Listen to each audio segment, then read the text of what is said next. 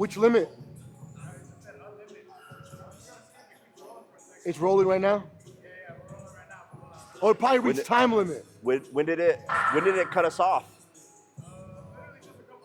Okay, okay, okay. Okay, so we're good. Yeah. Okay. So it probably has like a. If it's not plugged in, it has a 30-minute runtime probably because of heating. So we need to be diligent on that. But go ahead. All right. So I'll just do Okay. like this, so I know where to cut it at, and go Okay. ahead. Yeah. So I would say, it, for me personally, I like Anadrol. Okay. It's very strong. It's very potent. I have done it in the In past. what where, dosing? Like starting off, like I mean, anything as low as like 15 milligrams a day, up to. I see some guys taking more than 75. I personally. I've seen guys do 100. Yeah, and depends on the guy, right? But I personally felt just fine off of 50 milligrams in terms of like the force production and what I was getting as far as, you know, the training enhancement at 50 milligrams. But obviously guys are going to go crazy and go 100, and I've seen above that. But Yeah, that's crazy. If it's hurting your appetite in your off season, then you're you're taking one step forward, 3 steps back, and you're shooting yourself in the foot. So personally, I think I would mitigate that with a hell of a lot of milk thistle. Yep. And MK677 for food. Yeah. I would say probably glutathione as well. Injectable glutathione, if you guys have that. Yes. Because that's gonna help restore. By the way, this video here is brought to you by ProPeptide Research Lab. It's a sponsor, as well as Origins Gym. Forgot to throw that in there. Okay, we'll get that. We'll cut that in there. But yeah, I would say injectable glutathione because that's going to help restore liver repair. So that's a really big one too. So if the damage that the Anadrol or any of the orals are doing to your liver is not so significant that you can't mitigate it with glutathione, hell, go for it. As long as, and the problem is as well as Anadrol might cause a little bit more aggression outside of the gym, so it might cause some issues mentally for some guys. And if that's, once again, if something is affecting me mentally outside of training, then I just won't take it anyway. Gotcha. But it's a person by person basis, right? So you have to be really diligent about. I'd say you start low, see where you're at, and titrate up. Titrate up, exactly. See where your tolerance is at. And that's one thing, and I'll kind of go side tangent, that we've always been, you know, up until like recently where it's becoming a little bit more popularized, we've always been like, we run this 16-week cycle, and these are the dosages, and you know, a lot of the dosages, we just start at the highest dosage that we're going to, and then we just start at like, let's say 1,000 milligrams a test and 500 milligrams of this, 500 milligrams of that. And you run that every week for the entirety of 16 weeks. Now, we know a little bit better. You can start kind of low and actually titrate up like you would any other medication that you do. You start low, titrate up. You might find that you don't need that much. Or on the flip side, you might see that you might be able to go above that if you're taking blood work. And so now the nice thing about, so the old ways that we ran cycles is a little bit antiquated, because now we have the availability to go get blood work done. We can look at our blood markers and we can see how these things are affecting, you know, very important health markers. And if we're able to make sure we're mitigating all the health risks and our blood work is looking pretty good, you know, we can continue on cycle past the initial 6 weeks. Now, hypothetically, we might do the same thing at 8 weeks. You're seeing, you know, your liver enzymes are through the roof, or kidneys are going down, and like you're having all these health issues. Well, now you're like, oh, okay, I'm not going to go the full 6 weeks. Got to back off, wash out, see what happened or what went wrong. How can I mitigate this in the future, right? So the old way of doing things is no longer valid. I mean, they did it at that period of time because that was about what guys could handle. Yeah, it's what we understood and stuff. And yeah, well, we have more information now to do cycles in a little bit more real-time changes week by week. Okay, so yeah, I always ask that crazy question to everyone. Yeah, no, it's a good question. You'd be surprised that it's a fun question. Yeah, everyone has a different answer. Everyone has a different favorite. Everyone likes this one for this reason or that reason. And not once have I heard the same answer. Yeah. Scientifically, I have, but not like personal reasons. Right. It's crazy. So here's a one that a lot of people don't ask. I have the understanding that Primo is Trent's little cousin or little brother that is well behaved, whereas Trent is that older brother who doesn't give a shit about life and goes through life just destroying itself. So out of the two, if you had the choice to use primo or trend and not have the side? Well, that's not fair. That's not a fair question. Yeah. What's the preference of primo or trend? Um, so they're for one, I wouldn't even necessarily compare them because they're two very Okay, different compounds. Where trenbolone is a 19 noir, it's more derived from nandrolone, so it's kind of on the steroid family tree. It's kind of in a different. it's a Uh, 19 nor, it's correct? yeah, it's a 19 nor where primobolan is a DHT derivative. So Mm, they're both derived from everything's derived essentially from testosterone, yeah. right? But the things that they do are it's not about their muscle building capabilities, it's about what else they do.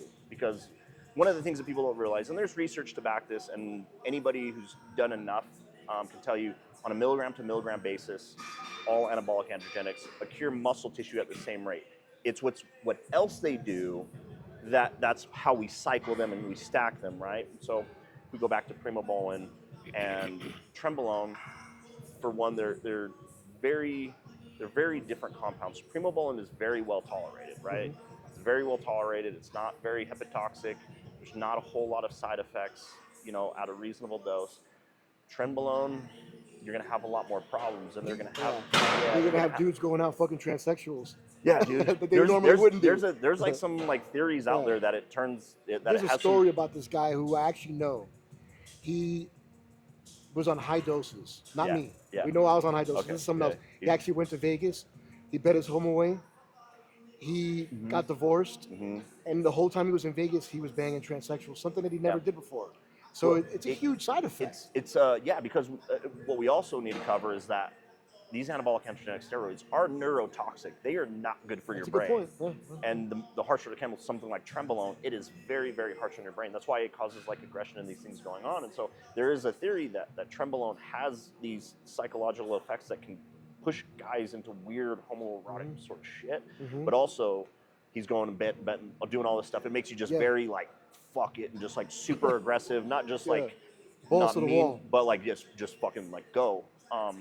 But back to the primo Mhm. and trend is trenbolone is more of a situational use. You only use it in uh, uh, certain aspects, right? So you only really want to use trenbolone when you're getting really, really low levels of body fat. So contest prep, that's why it's kind of the standard, because trenbolone, it doesn't necessarily have greater muscle building abilities, um, but when you're in a caloric deficit, it outshines all the other anabolics in retaining muscle tissue, right? So Gotcha. you can be in a much lower caloric deficit, and it's going to retain muscle tissue better than the other compounds. In terms of building, it's not as good. If anything, it can actually reduce because Oh, okay. it can it might not be as good. It'll still grow muscle tissue, but it might not be as good as other compounds because what it's going to do, it's going to reduce your growth hormone to IGF-1 conversion. Hmm. It's going to affect that. So that'll actually lower it. So that's going to affect your growth. Like I said, it's still going to help you grow, but it might not be the best. And so we use it in a contest prep or a very, very That's the high caloric deficit. that's ideal. That's the best thing because it's going to retain muscle tissue better than anything.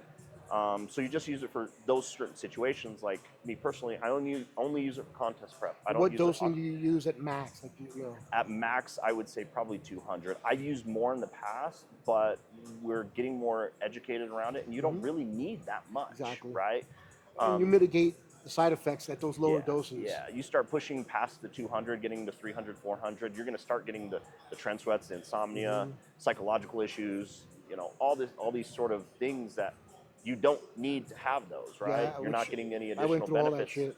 and so we all have. And so, you know, where trenbolone, that's situational use. Those are only used for certain situations Okay. because we And can then utilize something like primobolan, where mhm. that's going to be like more of a DHT derivative that we bring on in addition, like to testosterone, to help mitigate um, aromatization to estrogen, right? Because it's a DHT derivative, but it acts so we get to increase our total androgen. So let's say we take 500 milligrams of testosterone, we can add on 300 and 300 milligrams of primobolan, and what that's going to do is, well, now our total androgens a week is going to be 800 milligrams. So we're getting 800 milligrams worth of growth, Mhm. but also on the back end, the primobolan is going to act as an aromatase inhibitor. So we essentially want to not ever have to take Arimidex, letrozole, anything For an AI. for an AI, because we can just use primobolan or mastron for that and kill two birds with one stone: increase Yes, sir. total androgen usage and reduce our estrogenic So side effects. I noticed that some guys will take, let's just use 1,000 tests, Yeah. and they'll match it the primo. Is Mhm. that a normal thing, Yeah, or so is the ratios kind of vary from person to person. I see that working a lot. I usually try to get tests a little bit higher, okay? because we want to keep estrogen balanced, right? We Hmm. essentially, the idea You is to want get, some estrogen. you want a good amount. So our estrogen is actually going to help that conversion of HGH to IGF, right? Okay. It's going to help your lipids. It's going to help your cholesterol. So it's like, it's going to help your libido. You're going to feel better. If your estrogen is crashed, dude, there's a cascade of effects that are just negative. So even as guys, we want a fair amount of Hmm. estrogen. Maybe even like if we're looking at the reference range on like blood work, You want it a maybe little higher. we want it a little bit higher, dude, because it's going to help a lot of our body's processes. So the idea of like guys crashing their estrogen, maybe to reduce water retention, but there are other Or things that, gyno. or gyno. Yeah, if you're experiencing gyno, you got to You want to crash that for a second. crash it for a little bit, adjust that.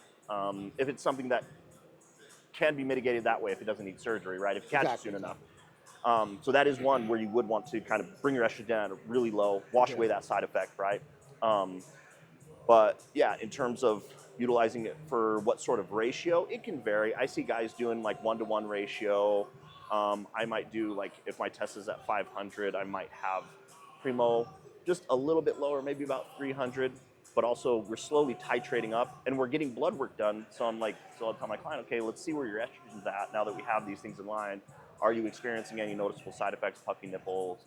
I even tell guys, do you feel more emotional, right? Are Yeah, you yeah. like crying at movies and stuff like that? I Your told estrogen you might, how I felt on DECA. yeah, I yeah, was like ready to go play basketball on I-15. yeah, It yeah. sucked. And that's, yeah. So you have to be careful with how you do that. But that's the nice thing about the resources that we have nowadays that guys didn't have like 20 years ago. The same way we do now is we can go get our blood work and we can see what's going on under the hood, and we Hmm. can say, okay, everything's good. We can kind of keep going the same Hmm. path, Or tweak this, tweak that. or yeah, this is a little bit out of range, or our liver enzymes are a little higher, estrogen's out of range, or A1C, or like any of these things Hmm. going on. They're just common things that we know how to mitigate that, right? And then we can adjust that, keep rolling. That's good. All right. Let's see. I think I have But one last question here. Um, we already answered that one. So HCG versus HMG and HGH. Like so oh HMG, yeah, is it equivalent to HCG or is it equivalent to HGH? uh, HCG, right? it would be kind of in the same category as HCG, but Hmm. I heard it's HM like the beast. It's the better. I don't know if that's you're true going or to not. want to run them together because the HMG is actually going to help to stimulate sperm production, right? Hmm. Like a We're, porn star.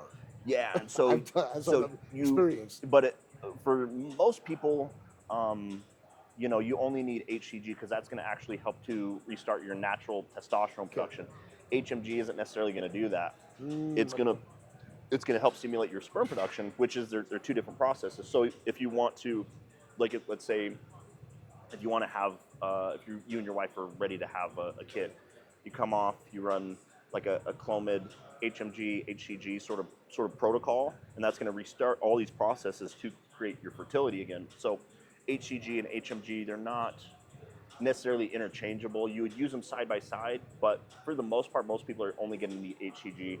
Okay. HMG, if you want to re-stimulate like sperm production, right? Have like a child I in tested it nation. out, man, and that shit. Yeah, I'm telling you, it was like buckets full. yeah, yeah, dude. It's no joke. It's no joke. And so, and then in terms of HGH, so HGH is Hmm. totally different hormone. Mechanism. So, um, but HMG and HCG, they're kind of in the same class, right?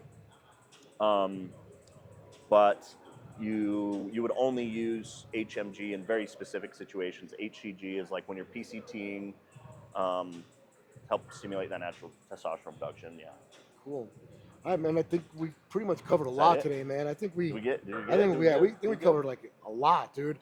We get a lot. But really quick, man, I want to make Yeah. sure that everybody understands that we are not promoting the use of any type of anabolic steroid. If you are using it already, we're just trying to educate you just a little bit more on what to and what not to. If you're not using, stay. Don't use. Stay like that until you're 40 or 50 years old.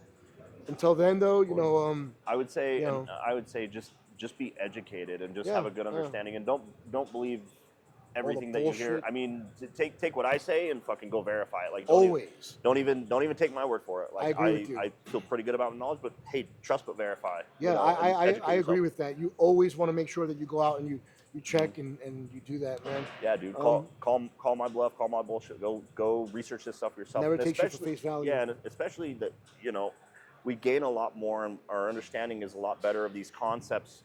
I can tell you everything, but until you can kind of grasp it, but until you really dive into a lot of educational resources and really like get your brain wrapped around it, Hmm. that's going to be the time where you really understand all these concepts and you can kind of It's a bridge the lot. gaps between a It's a lot of lot. things. And this is a It's a whole lot. Well, chemistry experiment, Zach, dude. dude, So you want to plug your Instagram real quick, man? yeah, just at Zach Pryor, ZACKPRIOR. I'm going to be putting out a lot of content based around obviously training, nutrition, supplementation, but going to focus a lot Awesome.